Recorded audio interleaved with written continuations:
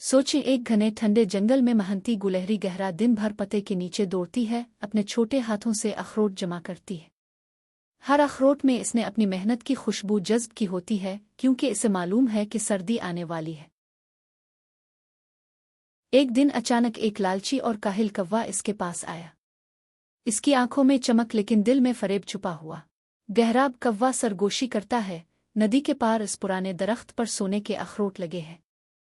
अगर हम उन्हें चोरी कर लें तो जिंदगी आसान हो जाएगी, कभी भूखे नहीं रहेंगे। गहरा साकित हो जाती है, एक लम्हे के लिए सोचती है, आसानी तो सबको अच्छी लगती है। फिर उसके दिल में एक रोशनी जल उठती है। वो नरमी से जवाब देती है, ये अखरोट हमारे नहीं हैं। जो किसी और का हो वो लेने से खुशी कभी नहीं मिलती। मैं अपने जमा किए हुए अखरोट के साथ कौवा खुद गर्जी में अकेला ही निकल पड़ता है। सोने के भारी अखरोट उसके परों को बोझल कर देते हैं। वो ओढ़ नहीं पाता और सीधा नदी में गिर जाता है। गहरा ये मंजर देखकर शुक्रगुजार दिल के साथ अपने अखरोट संभालती है।